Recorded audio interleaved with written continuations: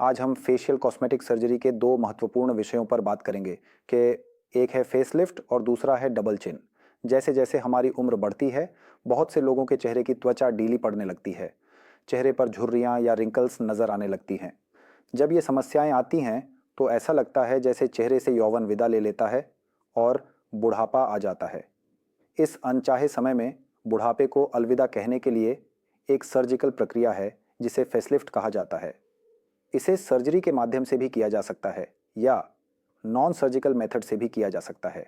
Facelift surgery तीन तरह से की जा सकती है। सर्जरी के अलावा एक नॉन सर्जिकल मेथड है जिसे थ्रेड लिफ्ट कहते हैं, जो हम कर सकते हैं। इसमें एक तरह का धागा हम चेहरे के अंदर डालते हैं। ये एक अस्थायी प्रक्रिया है। अस्थायी का मतलब है कि यह लगभग 2 साल तक रहता है, ऐसा कहा जाता है। और ये जो थ्रेड्स हम चेहरे के अंदर डालते हैं वे हमारी त्वचा को थोड़ा टाइट कर देते हैं। और बहुत से लोग पूछते हैं कि ये धागे आखिर में क्या होते हैं, क्या ये अंदर ही रह जाते हैं या 2 साल बाद भी ये चीज़ें अंदर रहती हैं। असल में 2 साल बाद ये नहीं रहते, ये सूख जाते हैं। धागा शरीर में अवशोषित हो जाता है। यह हमारे शरीर के खून या टिश्यू के साथ रिएक्शन करके एक समय के बाद पूरी तरह ख़त्म हो जाता है और तब इसकी कार्यक्षमता भी खत्म हो जाती है। दूसरा है फेसलिफ्ट सर्जिकल प्रक्रिया। एक है मिनी फेसलिफ्ट और दूसरा है कंप्लीट फेसलिफ्ट। मिनी फेसलिफ्ट उन 35 से ऊपर के पुरुषों और महिलाओं के लिए है जिनकी चेहरे की त्वचा बस ढीली पड़ना शुरू हुई है।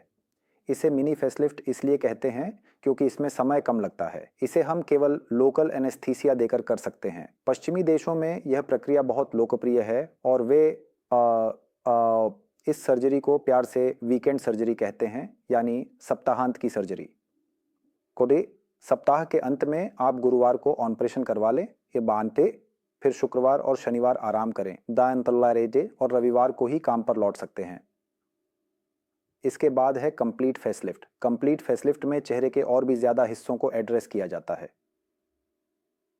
इससे चेहरे के जिन हिस्सों की त्वचा ज्यादा ढीली हो गई है उन्हें और ज्यादा टाइट किया जा सकता है। यह सर्जरी हम पूरी बेहोशी जनरल एनेस्थीसिया में करते हैं। इस सर्जरी में मरीज को एक दिन अस्पताल में रहना पड़ता है। यह आमतौर पर 45 से 50 साल से ऊपर के लोगों के लिए होती है जिनकी त्वचा ज़्यादा ढीली हो गई है। इन सर्जरीज में मरीज की संतुष्टि बहुत ज़्यादा होती है क्योंकि वे तुरंत देख सकते हैं कि उनके चेहरे में कसाव आ गया है और उम्र भी कम लगती है। जैसा कि मैंने पहले भी कहा, ये सर्जरीज पश्चिमी देशों में बहुत लोकप्रिय हैं और इसमें जो कट का निशान होता है वह बहुत ही तकनीकी रूप से हम जितना हो सके पीछे की ओर देने की कोशिश करते हैं। एक फोल्ड के अंदर। आशा है कि इस वजह से ये चीज़ें ज़्यादा दिखाई नहीं देती। और मैं यह भी कहना चाहूँगा कि फेसलिफ्ट सर्जरी एक बहुत ही खास सर्जरी है। ये सर्जरी ज़रूर किसी स्पेशलिस्ट प्लास्टिक और कॉस्मेटिक सर्जन से ही करानी चाहिए। जानो, हमारे देश में यह सर्जरी केवल कुछ ही सेंटर्स में होती है, हर जगह नहीं होती, इसीलिए हर जगह इसे करवाना सही नहीं है। जो लोग यह सर्जरी कर सकते हैं, मैं मरीजों को यही सलाह दूंगा कि सर्जरी करवाने से पहले आपको ज़रूर एक योग्य एस्थेटिक सर्जन से सलाह लेनी चाहिए। बहुत से लोग सोशल मीडिया या फेसबुक पर अलग अलग आकर्षक विज्ञापनों के झांसे में आकर लोग ये चीज़ें करवा लेते हैं, लेकिन आपको सर्जिकल प्रक्रिया करवाने से पहले ज़रूर यह देखना चाहिए कि जिसने आपकी सर्जरी की है उसकी योग्यता क्या है।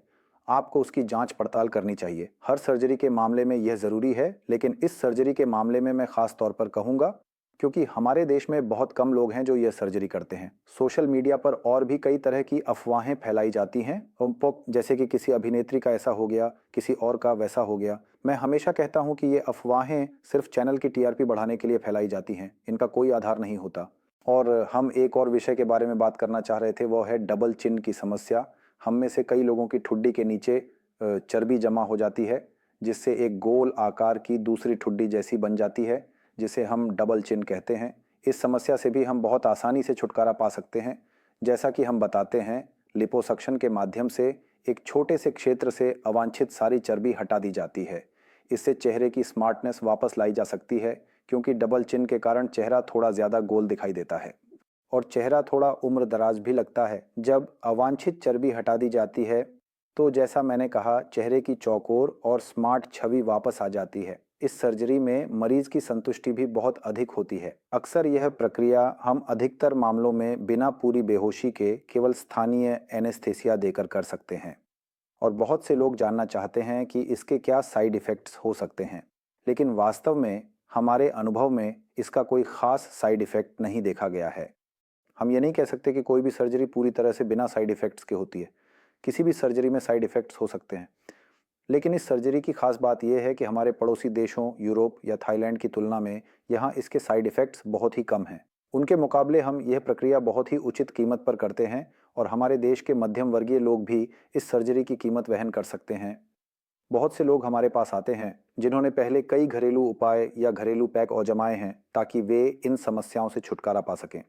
इन उपायों का कोई वैज्ञानिक आधार नहीं है और इनसे कोई परिणाम नहीं मिलने पर मरीज हमारे पास आते हैं। कई लोग कहते हैं कि फलां पार्लर में यह मसाज या उनकी यह प्रक्रिया उपलब्ध है, लेकिन ये सब पूरी तरह से अवैज्ञानिक हैं और इससे मरीज का केवल पैसा बर्बाद होता है, मूल रूप से कोई लाभ नहीं होता। अंततः वे हमारे पास आते हैं और अपनी असफलताओं की कहानियां सुनाते हैं। मैं यही कहूंगा कि किसी भी सर्जिकल प्रक्रिया के लिए आपको एक सर्जन के पास ही जाना चाहिए, किसी और के पास जाकर इसे करवाना सही नहीं है।